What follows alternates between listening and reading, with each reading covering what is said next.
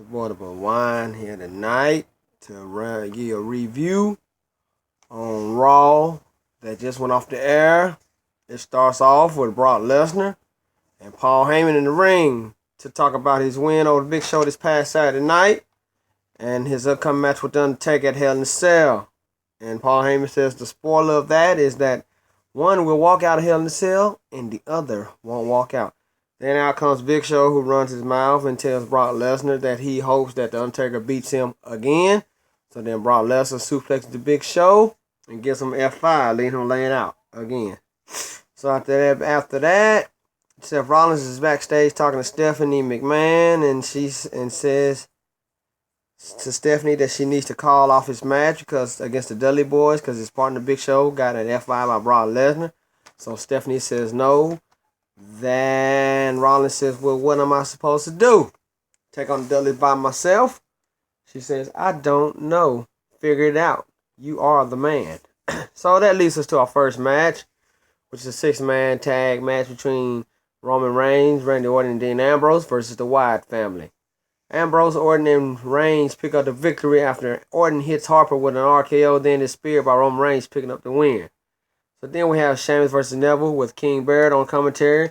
And as soon as the match begins, King Barrett causes a distraction, allowing Sheamus to hit Neville with a bro kick, picking up the win.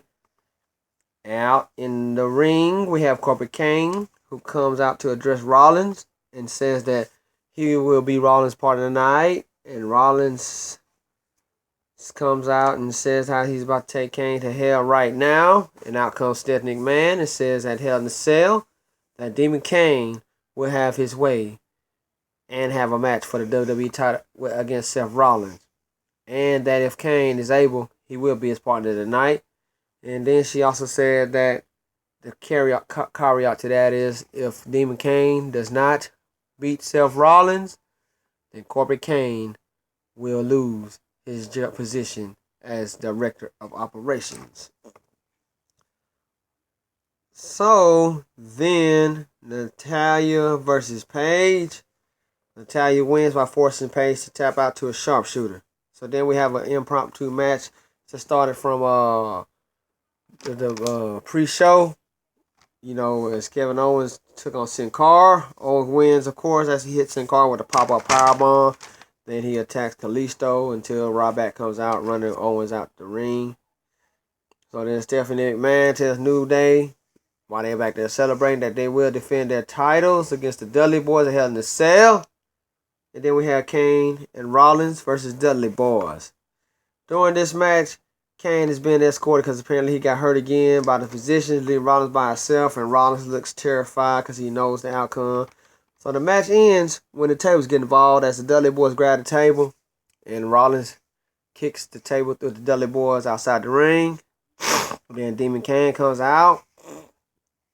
And as Demon Kane comes out, and when he gets into the ring, the Dudley Boys get some retribution on him. He's someone to 3D, letting him lay it out. So Rollins walks out the ring and like he's about to leave. Then he looks, turns around, and tries to throw the table back into the ring. And he taunts Kane and says, "Look at you now, you're beneath me." And Kane gets up and tries to chokeslam Rollins. And Rollins moves. He gets on top rope, tries to jump top rope. Kane catches Rollins, about to throw it again, chokeslam through the table. So then we have a 6 Divas match between Team Bella against Team Bad. You know, they're in hometown of the best WWE Diva wrestler tonight in the industry today. Shout out to you. The cousin of my boy Snoop Dogg, Sasha Banks, the boss. Team Bad, that is. As Team Bad wins, once again, Sasha Banks hits Alicia Fox with a backstab followed by the bank statement to pick up the submission win as she gets ready for her match this Wednesday night on NXT TakeOver called Respect, as she is in the main event once again. I can't elaborate, can't wait to see the match. I know it's going to be just as good as the last match as they is her and Bayley for the NXT Women's title in a 30-minute Iron Man match, which means whoever gets the most pinfalls in their 30-minute allotted time will become the NXT champ. Can't wait to see it. They told that if you haven't seen the first match, you are in for a treat. This deserves to be a main event because for the first time in history, I can honestly think that I've never seen a women's division this dang on good in professional wrestling where they are actually having considerations of that that match that just took place as being a candidate for match of the year. In my eyes, it deserves it. Shout out to the women's. You know, women's wrestling came a long way. So, moving on along, we have Summer Rae in the ring, and she introduces Rusev to the ring to pay a tribute to him and her. And then, by showing highlights of the two, then Summer Rae gets on one knee and asks Ruru, as she calls him, "Will you marry me?" And Rusev was like, he was like undecided for a second, and the crowd kept saying, yelling stuff. And Summer Rae was like, "If you do, let's think about it. We can be a future. We can have it all. We can have all the gold. I can give you more than what Lana can give you." And Rusev says, "Yes." But then he says, he pauses for a minute, closes the ring back, and he says, "But not yet." And says they got to prove themselves and that he needs WWE gold around his waist. Then she will have gold around her finger. So then we have the main event, the John Cena US Challenge match. So as the match get ready to begin, Dolph Ziggler music hits, so everybody think, oh, it's gonna be Dolph Ziggler, because the rumors speculating it's gonna be Dolph Ziggler anyway. So Dolph Ziggler music hits, no Dolph Ziggler comes out, then finally the New Day carries Dolph Ziggler out to the ring, and they taunt him, saying, "John Cena, you gonna fight Big E Langston." So Big E, and it turns out to be Big E and John Cena. So John Cena, he wins the match after his Big E with the AA, and after the match, he's attacked by the New Day, and then Dolph Ziggler comes out, and he tries to help John Cena, and he attempts to super kick one of the New Day members, and ends up super kicking John Cena. So then Big E hits him with his little move, and then out comes the Dudley Boys, and they get taken out by Trouble in Paradise by Kofi Kingston on the Dudley Boys, taking out both of them, and Big E with a big ending on D-Von, leaving all four men, Cena, Ziggler, and the Dudleys, laid out as New Day celebrates. Standing, celebrating, playing that trombone, boom, boom, boom, boom, New Day. So, it ends with New Day celebrating, leaving the ring like they won more gold, Overall, Raw was fairly decent, I'll be glad when they change some of these feuds up, the Wyatts and Reigns Ambrose feud is going far too long. As they schedule another match this Thursday night on SmackDown, it'll be Roman Reigns and Randy Orton taking on Bray Wyatt and Braun Strowman. And then, hopefully at this Hell in a Cell match, it will be the last match for a while between the Wyatts and Roman Reigns. I mean, it's been going on for like 4 or 5 months, It's time to move things on, and and as far as the Dolph Ziggler situation goes, I think it is part of the WWE's way of trying to make a storyline out of some of the things that happened. As Dolph Ziggler we all know that Dolph Ziggler has dated Nikki Bella back in the past, and I guess, and if you've seen Total Divas, he's trying to tell her that he can give her a husband and kids, and he still has feelings for her and stuff like that. So they might be the storyline up. But also, for those of you who have not heard the news, I have heard it through another source. I don't know if you know who my source is. I don't know if you heard the same thing I've heard, but there has been talk that after Hell in a Cell, that WWE, it will not have any John Cena. Cena will not take part of any WWE action until the end of December for personal reasons, whatever the situation may be.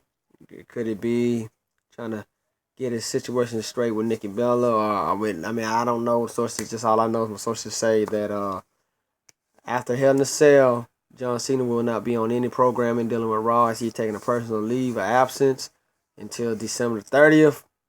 Now so and then you wonder, is he gonna keep the U.S. title Hell in a Cell, or is he gonna lose it? They have not been, they will not disclose that, so we don't know the answer to that. But the right thing for them to do, if they is gonna lay him off for a couple months for whatever reason may be, that they need to go ahead and let whoever he's gonna face for the U.S. title go ahead and win that title, and then when he comes back, he can go back and get the title back, or head for the head, or whatever they got planned for him, But if he's gonna be gone for an extensive amount of couple months, the U.S. title still needs to be continue to, cause it's starting to be a big title now. They're starting to defend it every week. John Cena has made the title relevant again, so So I give John Cena respect on that. He's brought the WWE did a good thing by making the U.S. title relevant again. They need to start doing the same thing with the Intercontinental title. So I'm looking forward to seeing what happens. So, like I said, after Hell in a Cell, the next John Cena will not be on any Raw programming. He will make his appearance again at a non-televised show. December 30th, I believe, is the date. So, next time you probably see John Cena on Raw after Hell in a Cell will probably be the first Raw of the year. So, hate to disappoint, maybe the ratings won't go down, but, he's been the one who draws a lot of ratings, even whether you like him or you don't like him, So, I hate to see John Cena go, because I still think I don't know if I don't know, I really don't know the details in full effect. I don't know if he's hurt, or has he been just fatigued from all these shows, because he's one of the wrestlers that is constantly there, day in and day out. I give John Cena, he's a workaholic. He had a lot of injuries and he comes back real quick. So he's a fighter. You might, like I said, you might not like his character. You might love him, you may not like him, but I respect the man. He's a hell of a guy.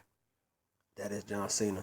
You might not agree with some of his ways in reality, as the way he is with him and Nikki Bella is, but like I said, it might seem weird not seeing John Cena for a couple months, but hey, you gotta do what you gotta do sometimes. But if I find any more information on this developing story, I'll be glad to let you know. And if I find out before I do my next review, I'll do it just a special review just to give you breaking news on Insight, or if I find any more information on any further news on anything developing in the WWE or the world of professional wrestling, I'll be sure to let you know. I don't have to just get to you in my reviews. I can just, take time out to just make another review, another recording, just to give you a rundown of the rumors and the stuff that's going on in the world of wrestling, So, like I said, that's the latest news on the WWE and John Cena. And that was the end of my Raw review. So I'm looking forward to hearing you a review this Wednesday. Don't forget about NXT 2.5 hour special, NXT Takeover Respect. I'll give you a review on that. Also, I will give my review on TNA as it goes off the air. And also, before I like to go out, I like to say, even though this is a WWE review, I'll also let you know that when I do my TNA review, that there is a new TNA champion. His name is Matthew Hardy. So, until then, I'll give you more further details when I give my review. And until then, I like to say, I am the Hawaiian. I love watching wrestling, and I love giving you these reviews each and every week. And I need more people to subscribe, more people to watch my videos. I'm entertaining you. I want to give some entertainment. If you want some jokes, some laughter inside my reviews, hey, give me some feedback, people. If there's anything, I can be a comedian too. I have the gift of making people laugh, entertaining people. But also when it's time to be serious about certain things, I am serious too, you know. But I just want what's best for my viewers, and I want to give you the best that I can possibly give each and every week. You know, I know I start off kind of sluggish, so I think I'm getting better as I progress. You know, I'm starting to get more people interested in looking at my page and my views and stuff. You know, and I thank each and every one of you for the subscribers who subscribe to me, and I thank each and every one who watches my videos. You know, I mean, whether you like it or you don't like it, I'm gonna be doing this each and every week. Also, you know, if you're a sports fan, you know, I also got another page, you know, called Sports Talk. I talk about college football, top 25 in my Florida Gators, who are 5-0, by the way. And I do an NFL review each week, and talk about my NFL team, my disappointing NFL team right now, the Philadelphia Eagles. For those of you who are sports fans as well, football fans that is, you know, you can look me up on my sports page. It's called Sports Talk, and the same channel, Double Hawaiian. So you know, I do that. I do my college review each Sunday evening, and I follow up by my NFL review each Tuesday. So you know, looking forward to hear from y'all either on this channel, which is my wrestling channel, or my sports channel.